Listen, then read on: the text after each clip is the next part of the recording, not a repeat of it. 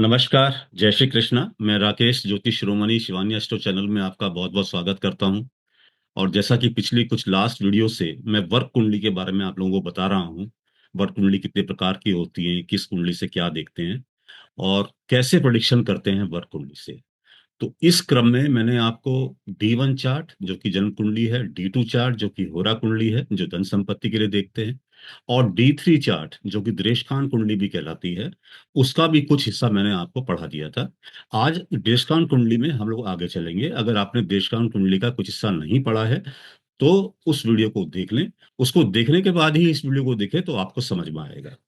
तो दृष्टांत का आगे हम लोग चलते हैं कि दृष्टांत कुंडली में राशि ग्रह जो है वो किस राशि में है। पहले तो ये देखते हैं। अगर ग्रह मेष राशि में है और ग्रह प्रथम देशकान के अंदर है, यानी 0 से 10 डिग्री का है, कोई भी ग्रह, मान लिया सूर्य है या मंगल है, वो मेष राशि में है और 0 से 10 डिग्री का है, क्योंकि देशकान जो है 3 देशकान होते हैं, एक 0 से 10 डिग्री, एक 10 से 20 डिग्री, एक 20 से 30 डिग्री। तो अगर कोई भी ग्रह मेष राशि में है और 0 से 10 डिग्री का है, तो उसका जो जेंडर है, उसका जो लिंग है, वो पुरुष कहा जाता है। और उसका स्वरूप जो कहा जाता है आयुध है या चतुष्पद है। और स्वभाव कैसा होता है इसका? क्रूर होता है। अगर कोई ग्रह मेष राशि में प्रथम देशकान में है तो उसका स्वभाव क्रूर होता है। तो ये सब रिजल्ट्स मिलते हैं परीक्षण के अंदर। जब हमको हम देखते हैं तो ये भी देखना पड़ता है कि कौन सा ग्रह किस राशि में है और किस देशकान में है। मेष राशि में दूसरा देशकान जो होता है, अगर दूसरे देशकान में ग्रह हो तो वो स्त्री ग्रह कहलाता है, स्त्री हो जाती है लिंग उसका। चतुष्पद होता है और सौम्य होता है। और तीसरे दृष्टकांत में ग्रह हो तो वो पुरुष बन जाता है और आयुध होता है और मिश्रित रिजल्ट होते हैं उसके। सौम्य भी है, थोड़ा क्रूर भी है, लेकिन अच्छा होता है। वृषभ राशि में पहला दृष्टकांत स्त्री का, दूसरा पुरुष का, तीसरा पुरुष का। और वही चतुष्पद, सर्प और चतुष्पद, यानी मिश्रित, सौम्य और जलीय। वृषभ राशि में आप दूसरे दृष्टकांत को देख रहे हैं। दूसरा दृष्टकांत जो है आपका पुरुष, लिंग पुरुष है और सद और चतुष्पद कहलाता है, सद दृष्टान भी कहलाता है। उसके रिजल्ट भी हम लोग आगे पढ़ेंगे अभी। तो ये सौम्य होता है। मिथुन राशि में पहला दृष्टान का लिंग स्त्री है, चतुष्पद है, सौम्य है।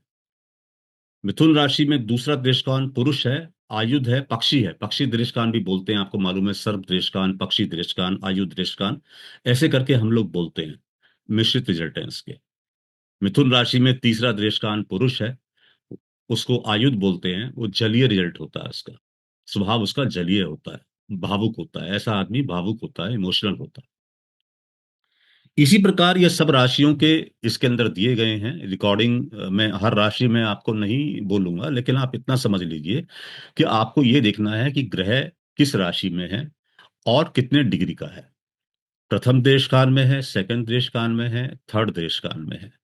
0 से 10 डिग्री के बीच में है, 10 से 20 के बीच में है, या 20 से 30 के बीच में है। उसके हिसाब से आपको डिसाइड करना है उस ग्रह का लिंग, कि पुरुष होगा, स्त्री होगा, पुरुष होगा। स्वरूप कि आयुध होगा, चतुष्पद होगा, आयुध होगा। स्वभाव क्रूर होगा, मिश्रित होगा, सौम्य होगा, जलीय होगा। कैसा स्वभाव उसका होगा, उसके बेस पे हम लोग डिफाइन कर सकते हैं देशकाल कुंडली देखने के बाद। इसी प्रकार थोड़ा और आगे मैं चलता हूं। जैसे वृश्चिक राशि है। अगर ग्रह वृश्चिक राशि में है, पहले दृष्टकान में है, 0 से 10 डिग्री के बीच में है, तो वो स्त्री, उसका लिंग स्त्री हो जाता है, सर्वदेशकान कहलाता है, क्रूर होता है। तो ये होता है सर्वदेशकान। वृश्चिक राशि में ग्रह हो और लिंग स्त्री, और उसके केस में सर्प का वो हो जाता है स्वरूप, और स्वभाव उसका क्रूर हो जाता है। तो सर्वदेशकान का कोई ग्रह अगर सर्वदेशकान में हो तो उसके रिजल्ट अच्छे नहीं मिलते, क्रूर रिजल्ट मिलते हैं उसके। वृश्चिक राशि में कोई ग्रह दूसरे दृष्टकान में हो तो वो स्त्री बन जाता है, सर्प और पक्षी दृष्टकान कहलाता है। वो भी रिजल्ट उसके भी क्रूर मिलते हैं। और तीसरे देशकाल में हो तो पुरुष बन जाता है, चतुष्पद बन जाता है, उसके रिजल्ट भी क्रूर मिलते हैं। यानी वृश्चिक राशि में कोई ग्रह हो, वो प्रथम देशकाल, सेकंड देशकाल या थर्ड देशकाल में किसी में भी हो, तो उसके रिजल्ट क्रूर रहते हैं, थोड़ा क्रूरता होती है। तो ये बात बहुत ध्यान देने वाली है। इसी प्रकार से मीन राशि को हम लोग देख लेते हैं। मीन राशि में प्रथम दृष्टि काल में कोई ग्रह हो तो उसका लिंग पुरुष बन जाता है। स्वरूप उसका आयुध होता है, स्वभाव उसका जलीय होता है, इमोशनल होता है। दूसरे दृष्टि काल में कोई ग्रह हो तो स्त्री बन जाता है, आयुध होता है, जलीय होता है, जलीय स्वभाव इमोशनल है। तीसरे दृष्टि काल में पुरुष बन जाता है, सर्प दृष्टि काल होता है, क्रूर होता है। यानी मीन दृष्टि काल में कोई ग्रह हो, मीन में कोई ग्रह हो, मीन राशि में, दृष्टि काल कुंडली में, मीन में कोई ग्रह हो और वो प्रथम दृष्टिकाल में हो, सेकंड दृष्टिकाल में हो या थर्ड दृष्टिकाल में हो, प्रथम दृष्टिकाल या सेकंड दृष्टिकाल में हो तो इमोशनल है, थर्ड दृष्टिकाल में हो तो वो क्रूर बन जाता है। तो आपको ये ज़रूर ध्यान रखना है कि आपका जो ग्रह है, वो कौन-सी राशि में है और कौन से दृष्टिकाल में है। फर्स्ट दृष्टिकाल में है, सेकंड दृष्टिकाल में है या थर्ड दृष्टिकाल। इसके बाद बहुत इम्पोर्टेंट चीज़ आती है कि दृष्टिकाल से हम शरीर के अंग भी देखते हैं। बड़ी इम्पोर्टेंट चीज़ है। ये आपको बहुत कम मिलेगा, शास्त्रों से नोट किया हुआ है। और आप इनको नोट करके अपने पास रखिएगा और समझिएगा, उसको याद कीजिएगा, बड़ा इम्पोर्टेंट है। कोई भाव ले लीजिए आप, प्रथम भाव, एक भाव में प्रथम दृष्टिकोण जो होता है वो सिर को रिप्रेजेंट करता है, यानी 0 से 10 डिग्री। सेकंड दृष्टिकोण जो होता है वो गर्दन को रिप्रेजेंट करता है और थर्ड दृष्टिकोण जो होता है वो श्रेणी प्रदेश को रिप्रेजेंट करता है।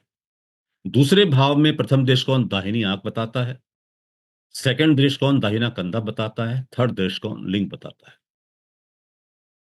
तीसरे भाव में पहला दृष्टिकोण यानी 0 से 10 डिग्री दाहिना कान बताता है, 10 से 20 डिग्री दाहिनी बाँह बताता है और 20 से 30 डिग्री दाहिनी अंड ग्रंथि बताता है।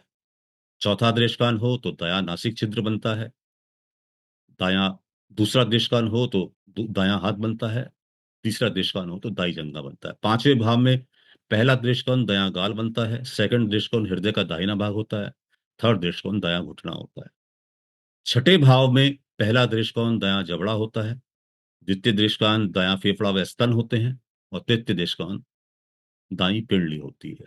सातवें भाव में पहले दृष्टिकोण में हो ग्रह तो मुंह का बताता है, तीसरे दृष्टिकोण में हो तो नाभि और तीसरे दृष्टिकोण में हो तो पैर एवं पंजा बताता है। आठवें भाव में पहला दृष्टिकोण में ग्रह हो तो बायां जबड़ा, दूसरे में हो तो बायां फेफड़ा व स्तन, तीसरा हो तो बाईं पिंडली। नवें भाव में पहला दृष्टिकोण बायां गाल, दूसरा दृष्टिकोण हृदय का बायां भाग, तीसरा दृष्टिकोण बायां घुटना। 10वें भाव में पहला दृष्टिकोण बायां नासिका छिद्र, दूसरा दृष्टिकोण बायां हाथ और तीसरा बाईं जंघा। 11वें भाव में पहला दृष्टिकोण बायां कान, दूसरा बाईं बाँह और तीसरा बाईं अंड ग्रंथि। 12वें भाव में पहला दृष्टिकोण बाईं आँख, दूसरा दृष्टिकोण बायां कंधा और तीसरा दृष्टिकोण गुदा मार्ग। तो ये दृष्टिकोण से शरीर के अंग भी मालूम चलते हैं। तो उससे भी मालूम चल जाता है, आप प्रेडिक्शन कर सकते हैं कि किस अंग में पीड़ा होगी, किस अंग आपका स्वस्थ रहेगा। तो ये बहुत इम्पोर्टेंट चीज़ है, जो मैंने आपको बताई और इसका प्रयोग बहुत ज़्यादा होता है। अगले वीडियो में मैं आपको बताऊँगा खर दृष्टिकोण क्या होता है, 22वाँ दृष्टिकोण क्या होता है और 22वें दृष्टिकोण से क्या हम लोग देखते हैं, क्या उसका उपयोग है। तब तक के लिए अगर आपको वीडियो पसंद आया हो तो कृपया लाइक कीजिए, सब्सक्राइब कीजिए, शेयर कीजिए और इसके अलावा हम लोग अप्रैल के महीने में रेमेडियल एस्ट्रोलॉजी क्लास स्टार्ट करने जा रहे हैं। आप लोगों में जो भी इंटरेस्टेड हो दिए गए नंबर पे संपर्क कर सकते हैं। जिसको कुंडली दिखानी हो अपनी, मैच मेकिंग कराना हो शादी के लिए, वो भी इस दिए गए नंबर पे संपर्क करके अपनी कुंडली को दिखा सकते हैं। धन्यवाद। जय श्री कृष्ण।